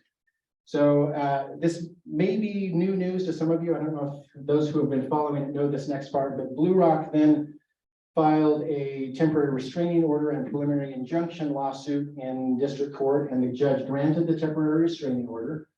So the legal status of the sign at the current moment is that the city is under a court order to not enforce against the sign. The hearing on the preliminary injunction is in April. So that is, let me see if there was anything else I wanted to say. That's the current status of the case. I guess to kind of look to the future, that was my 24 points about what's happened in the past. To look to the future, I just want to be blunt and honest that this is going to be a long process. The city still believes that there is a likely outcome of eventually getting a court order to take the sign down. It's probably years, not months, to be totally honest with you. We've spoken several times with Dr. Gibby and Dr. Gibby's attorneys, and they have told us that they will take every single argument they can to the state Supreme Court before this case is over. So literally, we are probably likely years out and thousands of taxpayer dollars. We still think that it is probable that we can get an order to take the sign down. I guess, in the interest of full disclosure, you should also be aware that it is at least possible that that order includes an order for the city to pay the cost of taking it down and replacing it. But, so that's the battle that we're in right now. Replacing it by a sign that meets. That meets the code, yeah. I know. So does the shops at Riverside sign stand, and is it influenced by any of this? No, it's grandfathered because it was put in place before the ordinances were put in place. Well, it technically should, don't want to start a new enforcement case in case it's not, but it should still be abiding by the brightness standards, because those are part of our, well, no, sorry. Well, when the flats got built, it didn't bother me anymore. Yeah, I was gonna say, that's not actually true. The brightness standards apply to, the brightness standards actually have a built-in grandfathering clause. They're supposed to comply with the brightness standards if the technology in the sign allows them to. But if they built it before the ordinance was passed and their technology doesn't allow them to, they don't have to. Any other questions? Yes. I guess it's not a question. I just want to make a comment again. I was the neighborhood chairman, and so I got this back and forth. Just in context, I think the reason the neighbors were involved in this, it was bigger than just this sign. And we're kind of talking about, well, this sign and the cost of this sign. I think the issues were bigger than that. And just so this group knows, the neighbors spent, I think, upwards of $80,000 taking this through the court system. And again, it was more than this sign. And I think the issue is with the city and this situation. This is a citywide, I think, cost to try and keep our city signage and just the whole process above board. And so I know we're talking about this sign and the cost of this sign, but I think the neighbors took it as this is a battle that we needed to draw a line in the sand for the city of Provo. And the neighbors are willing to put the money in to do that. And so I just wanted to make that comment because I know it's costing everybody. It's unfortunate we can't go back to day one. As you said, employees made mistakes, people made mistakes, because it would have saved a lot of money, but we can't. And so anyway, I want to make that, at least that perspective. Yeah. Okay. Right. So next question. Yeah. The parks. Yes, go ahead. It's on Stutz Park and two parks in the park area. Good evening. We're looking good on time. Can you read this question for me, please? Sure, just a second. Update on parks in our area, Riverside Neighborhood, the Stutz Park on 3700 North and the Provo River. So at current, this space is open. It is maintained by the Parks and Recreation staff with nearly the original condition that was turned over to us. There were some existing buildings that were removed because of their condition, and the space opened up more. There was a design created, I believe it was 6 or 7 years ago for this space, but the funds were reallocated for a replacement park for the Benus Kiwanis Park south of the Timpview High School. There was a level of service loss at the time of that parcel being removed from the park's inventory, and it being replaced currently with the Quail Orchard Park that is located between Canyon Road and Timpview Drive at about 3900 north. That park should open up, if only construction went the way I want it in the winter. It would have opened up in May, but it's likely going to be June before that park is opening up at the orchard. So the current operations of the Stutz Park here is that it's open to the public. There are plans when the impact fees are regenerated for this development, and I don't have a date for that time yet, but it's impact fees are generated when new development happens within the city to cover the cost of improving and building additional parks facilities. Parks and Recreation collects an impact fee from new development, and it goes into an account for projects like Stutz Park. And so we're waiting for those funds to regenerate. Can I just ask, are the plans, the original plans have quite a bit of development in that park? Because are you still heading towards those same plans, or are you going to redo those plans? I will say that we will revisit those plans with the neighborhood design committee to see if that's still the current levels of service needs for the neighborhood. Thank you. Question. Can you show me the outline of the park? Is it? You've got Can you bring it down a little bit, Timmy Dixon? Thank you. Yeah, 1 second. Excellent. Oh, that's too far. Right there. So the park goes all the way to the river.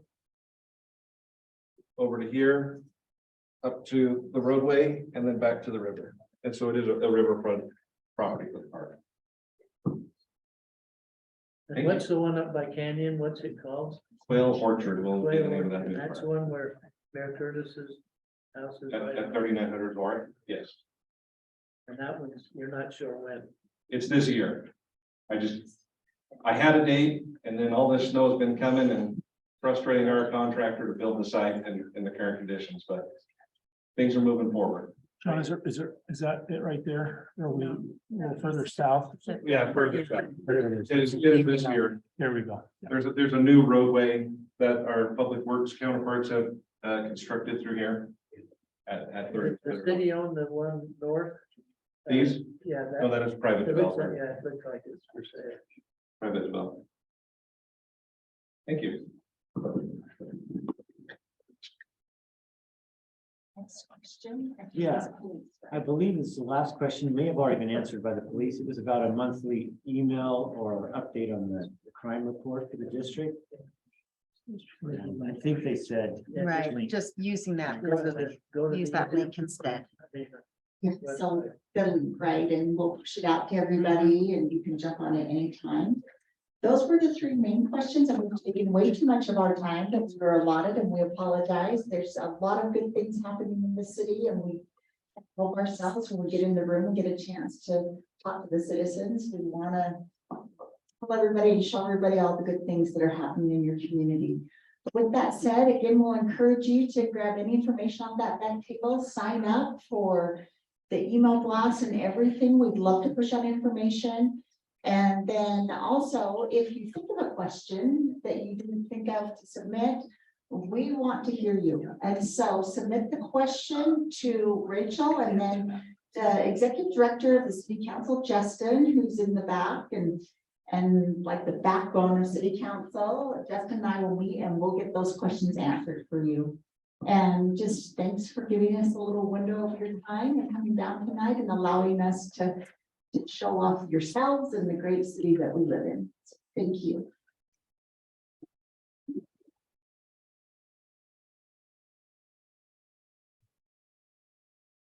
Next, we'll hear from Marie Macfarlane on the matching grant.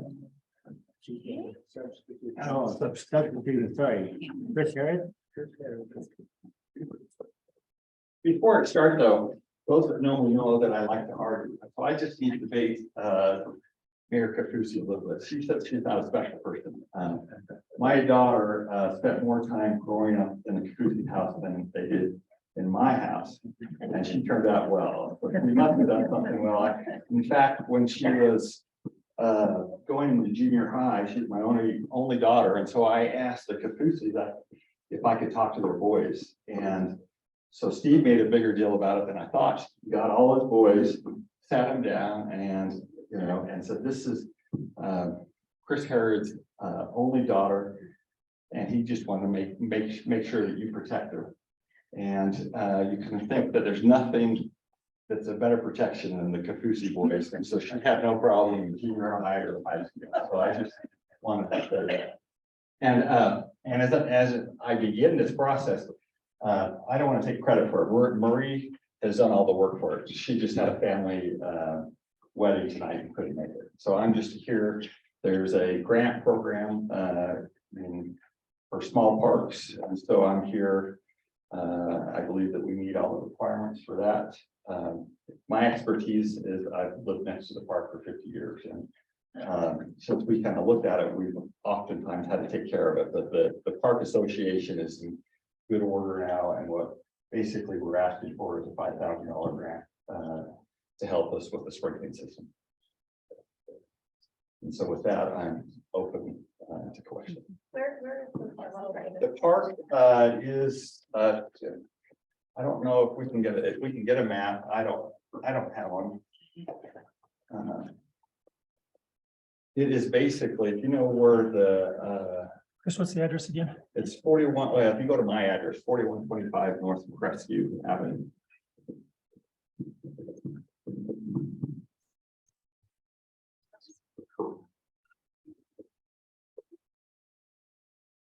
Okay, what was that address again? 4125 North Crestview. Crestview is one word.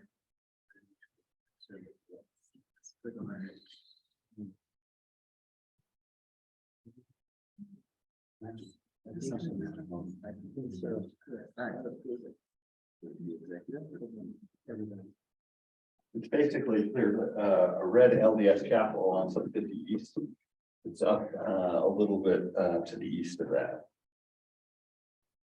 When I was growing up, there was actually alfalfa still in it, but it's mostly lawn now. So does the neighborhood own it?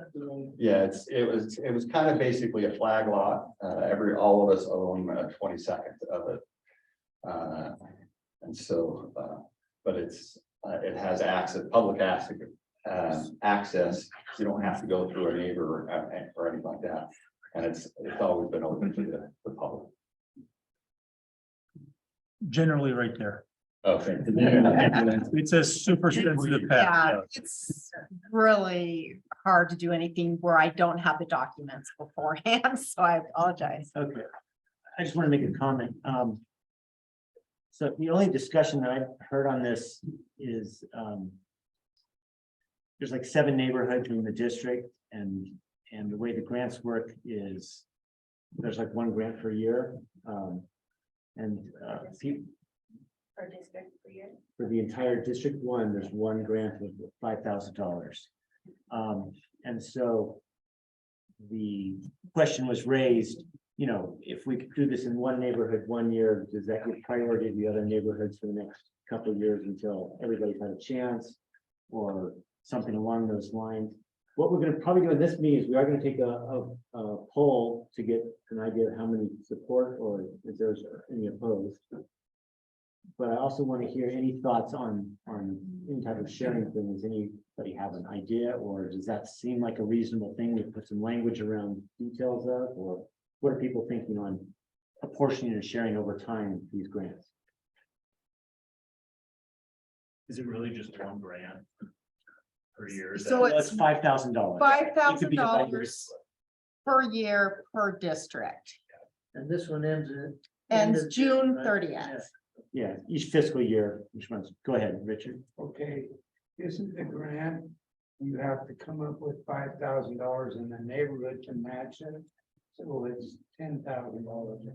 That is absolutely true. Any grant that tries to, that wants to have the city put in the 5,000, they have to come up with their own grant of either And money or hours or yeah, different usually things. it's hours of And it's service. usually not hard to get there, but you can get there. And so what, he hasn't gone through the details, but there's going to be some matching labor or other. Yeah, it's one of those things that, she's been involved in this process for over a year, and so we've kind of shown, we have neighborhood meetings and group meetings and shown that we've done a fair amount of that in the past, and even, with what we're doing is, a lot of the work will be provided by us as well, but we do have to match the 5,000. Can I clarify just context? So do we do many of these? Have we done many of these in the last few years in our, that's now our district one? We have, yes. I don't have all the data, but Yeah, I've participated. in some Because if we do this, we don't do another one. Right? We don't So do I'm another just one this curious year. Where until the 1st of July. So I'm just curious. Would we, is there a chance we're going to see one or probably not? unless people are bringing up other ideas. And keep in mind, it takes a while to get your service hours in and to do the paperwork. So if this is all that you have on the table right now, it might be a good idea to do that one, because then you can do a different one starting in July 1st. And this is something that we've been involved, a year ago when the district for more, we actually kind of supported another district to get it, and that district is kind of supported us this time around. We do have a question online. Is it a privately owned park? It is, it is privately owned, but the grant program actually allows for privately owned. Go ahead, Bonnie. I can give you some historical background. This has been going on a lot longer than a year. And you asked historically, how many grants have we done? We did Sherwood Hills, how long ago? 10 years, 5 to 10 years ago. It's It been was- at least 10 because we got COVID in this. So we did Sherwood Hills, and that's all the way up, the mountain, the tennis court area. We did them. We're talking about the whole District 1. Right, and so that one was like a $1,000 grant because it was a smaller program before. No. Or was it? It was more, okay. I don't know the history. I was at one thing they did about 5 years ago, so I know they've That's done an things. update to it. Okay, He keeps massaging his park. good. But you can plant him. And then the other one historically that we've done in a decade has been Edgemont Pocket Park. The pocket park exactly like this park. And what happened was they needed help with theirs. So North Tenview people, this was prior to COVID. Uh-huh. North Tenview people Marie wanted to move this park forward for Tenview. We agreed to help Edgemont move theirs forward because their paperwork was done. We hadn't started in on the paperwork yet with this pocket park. They were ahead of us. So, and the grant comes annually. So we helped Edgemont get theirs through. They fixed their pocket parks because they were a train wreck and attracting all kinds of craziness. And now they're cleaned up and beautiful. And they said that they would reciprocate and help Tenview. And the pocket park up Tenview Drive. I was called Tenview Drive. Anyway, so that's the historical background on it. And that was the deals that were made. But historically, for as long as we've been around, there's only been 2. Here and here. Okay. Sounds good. So what we're gonna do is we're gonna take a poll on support, and what I'm hearing is people are comfortable with the idea of sharing. We'll probably bring forward a proposal. People can submit specific ideas on how to share going forward. But the vote will be on whether or not to use the full $5,000 for this park at this time. And then next time, or next meeting, we'll probably have some kind of proposal about how we can rotate among neighborhoods in some semi-orderly fashion. Does that sound good to people in the room? Yes, can I just clarify something, just to make sure we're all on the same page? So if somebody else has not started the paperwork, it's unrealistic to think somebody else is gonna want to come before July 1st. And if we don't use the $5,000 before June 30th, which is probably this one, then it's gone. Correct. It is a use it or lose it on the money. Just want to make sure And- that's. Yeah, Okay. absolutely. I'm ready to And, vote. yeah, it's simply just a hand vote, if people do with that. Yeah. Those who are in favor of supporting this proposal. You're counting. Well, roughly. Yeah.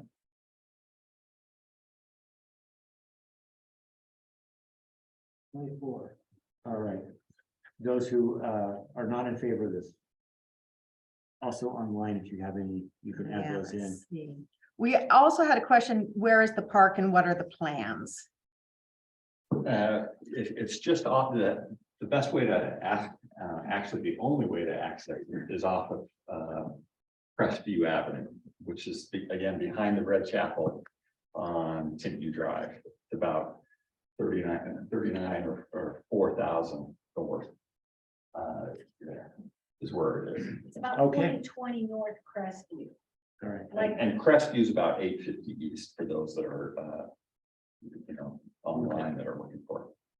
All right. And what we're using it for is we have some big trees, and part of the problem is, we look at it, but the sprinkling system is so old and it's kind of been expanded, doesn't get all the areas that sometimes I will actually, because I don't want to lose the trees, because if we lose the trees, then it's impossible to keep the park evergreen. And so I'll put the sprinkling hose down there and then sometimes I forget. And so then we're wasting water or it's there, or I'm worried about flooding the neighborhood. But this is basically all for sprinkling. So we redo our sprinklers. All right, if there's nothing further, we'll go on to the next item, which is the public works update. Thank you.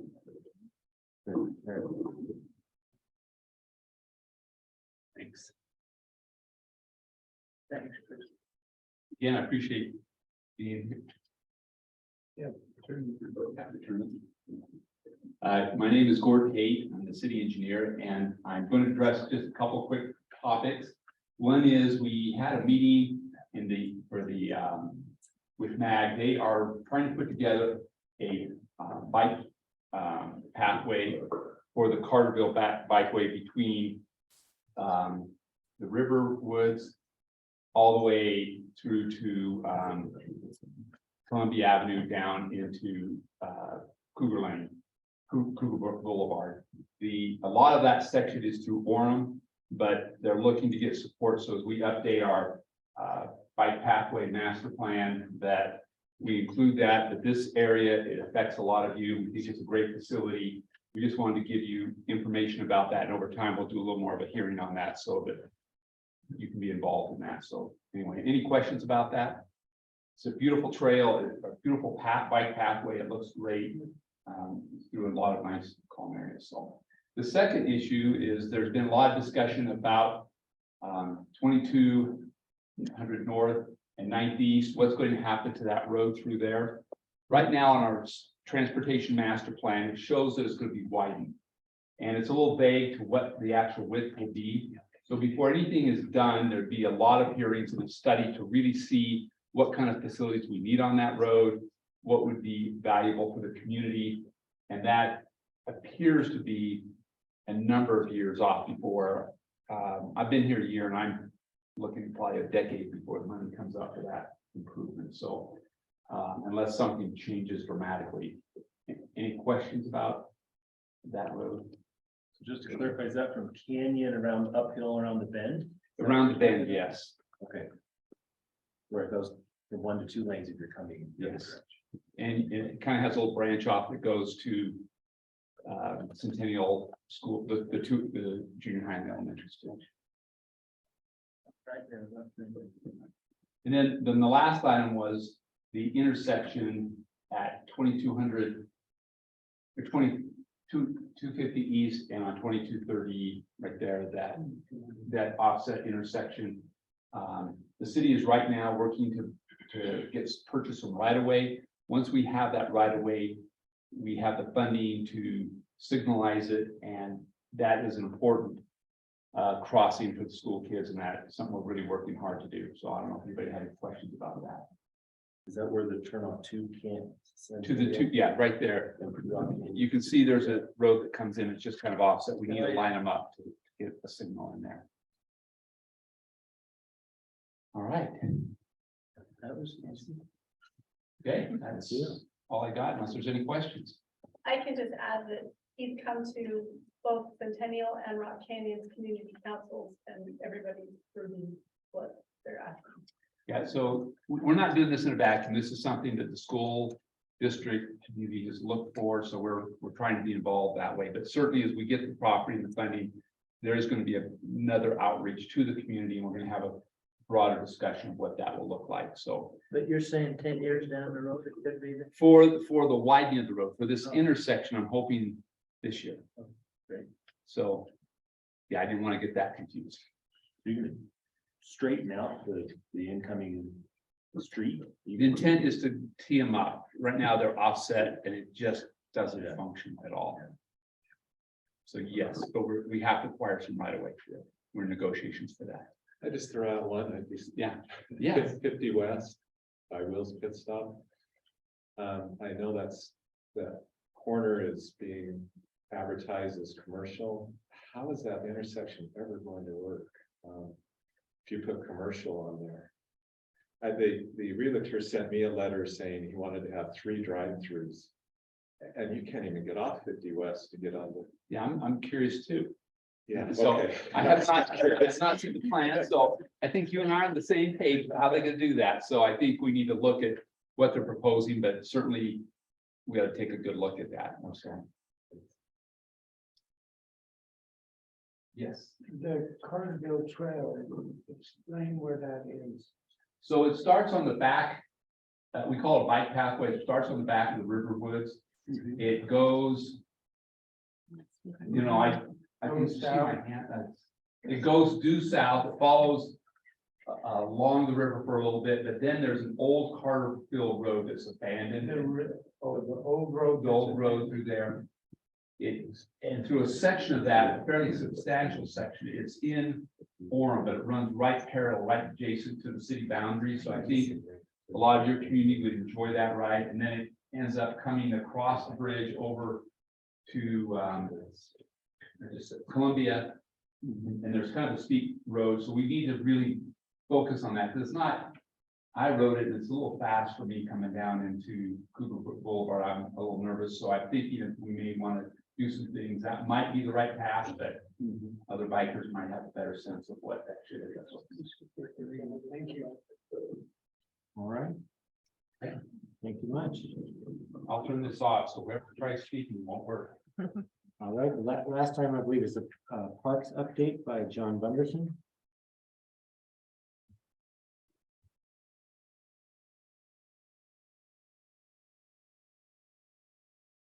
Can you turn on the layer for the green grass and everything on that satellite view?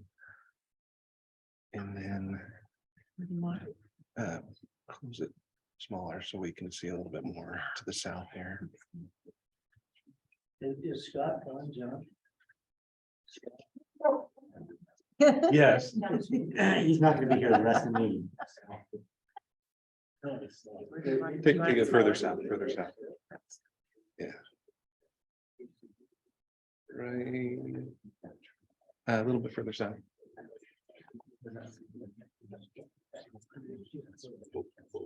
Okay, now bring it over here. Okay, thank you.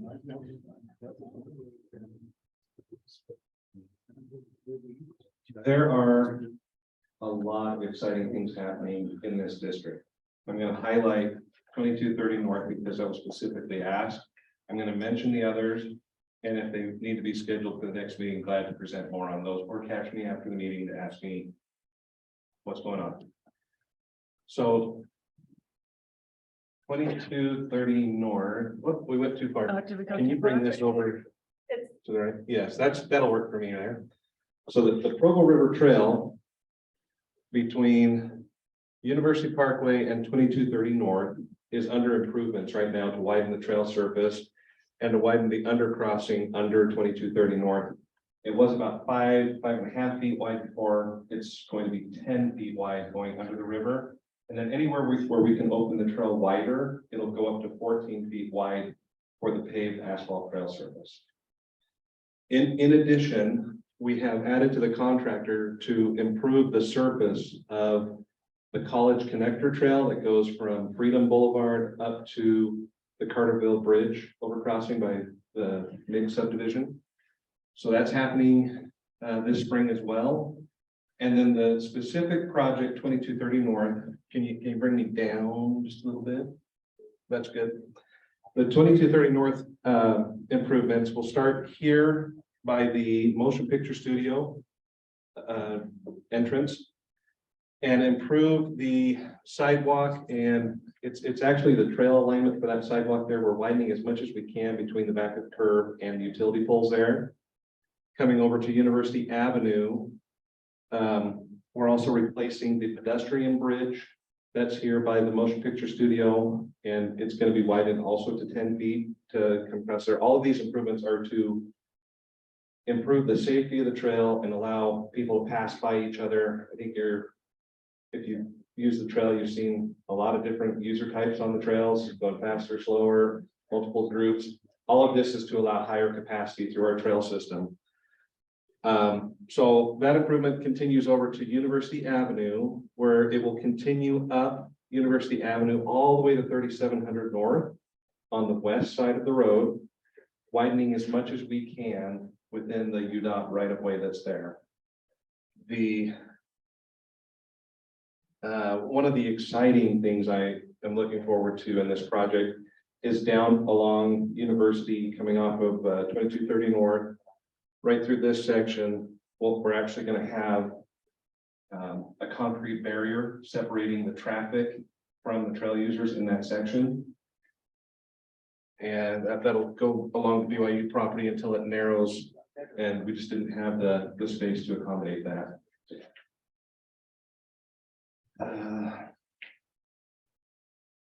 So that's specifically the 2230 North project. I will add that we are also adding some of the great Provo River Trail solar lighting that you may have seen further downriver. That's being added into that area by Motion Picture Studio. And we will continue to add that as budget allows. Other projects I want to mention that are happening in this district: Rock Canyon Park. We are replacing 2 restrooms with one larger, higher capacity, more efficient restroom that will be just downhill from the water tank. And then we are replacing the 2 playgrounds on the east side of the park with one larger adventure style playground that'll have more seating areas for parents right next by, new improved equipment. It's really an exciting development for the park there.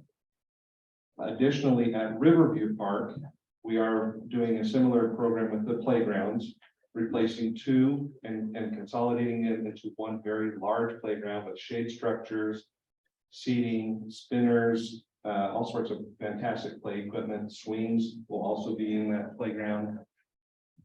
And that is a project that is starting in the next couple of weeks, and we hope to have that completed by the end of April. Also in Riverview Park, the tennis courts are being replaced. We are removing 2 asphalt surface tennis courts, replacing them with 2 post-tension concrete tennis courts and 4 pickleball courts. And the pickleball courts will have our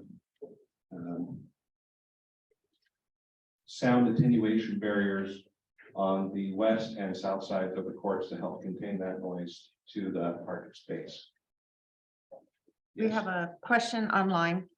is there any way to get an easement to route the Parkway Trail through the golf course and keep it Riverside?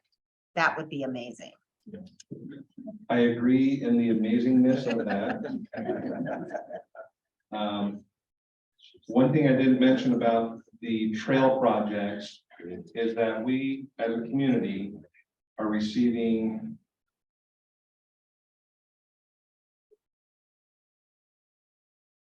$4.3 million of value for a cost from our community of a little less than $1 million.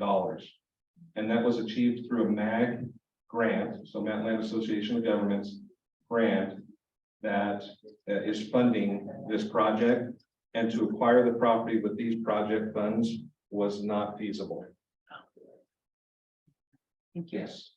Is there, we had heard that there was some talk of tennis courts at Rock Canyon Park. Is that in the future plans? Not on the horizon. Could it be? They're gonna put them at your house. One of the things about when you get to the court surfaces is you need a level space.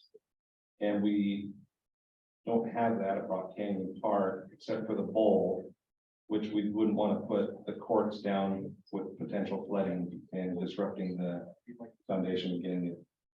I had understood that a long time ago, the kind of the gravelly parking up at the far east upper end of the park was originally zoned as a tennis court spot. To my knowledge, that has not been designed to date. Yes, sir. In some conversations a few months ago, maybe a year ago now, some neighbors expressed concerns in Riverview Park about the disc golf course that was there.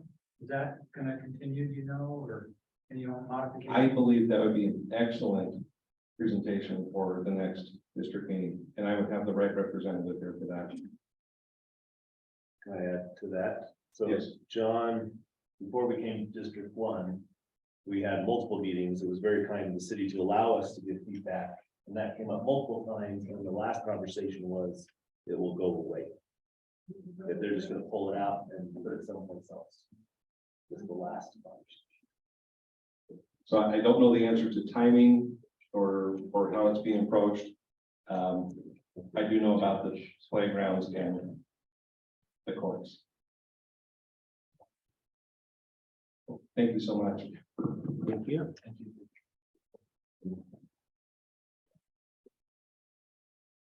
We're going to adjourn.